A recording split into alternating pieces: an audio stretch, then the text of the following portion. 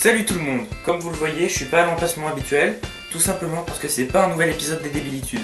Là vous avez un poster, le mien, si vous regardez un peu l'arrière-plan, vous le reconnaîtrez. Et là c'est un nouveau poster, enfin c'est pas un poster, c'est un dessin que mes cousins m'ont fait. Je vous le présenterai dans une prochaine vidéo parce que c'est pas important maintenant.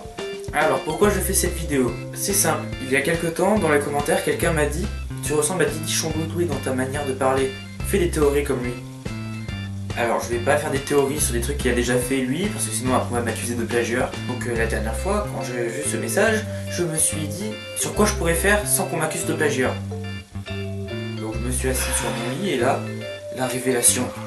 Je sais. Et je me suis rappelé que j'avais eu une théorie là-dessus. Donc je me suis dit que dans cette vidéo, je pourrais peut-être faire ça. Alors attention, c'est une théorie que j'ai inventée moi. Sur Badland. Badland, c'est un jeu dans lequel on doit amener un petit bonhomme jusqu'à la fin. Bon, au début je trouvais que c'était un peu nul, mais au fur et à mesure j'ai trouvé ça assez addictif. Ce jeu a été couronné jeu de l'année en 2015. Et donc comme ça a l'air un peu nul. Mais le vrai principe du jeu se base essentiellement sur le fait de rattraper des trucs qui donnent un peu des pouvoirs quoi.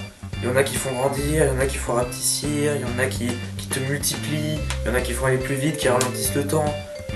Voilà, bon bref, moi j'ai trouvé ce jeu super. Jusqu'au jour où j'ai fait le rapprochement. Et si Badland parlait en fait de la fin du monde? Rien que dans les tout débuts du jeu, vous remarquerez l'absence de couleurs. À part dans les arrière-plans. D'ailleurs, parlons-en de l'arrière-plan.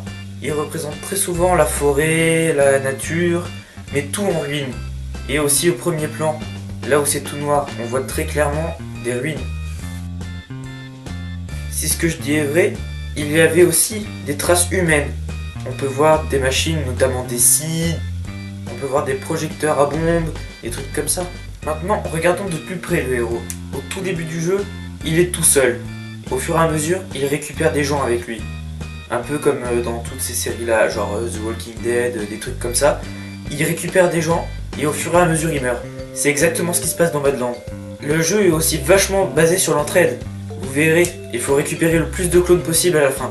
Et puis, une autre particularité du jeu, on avance en même temps. Et quand on sort de l'écran, on meurt.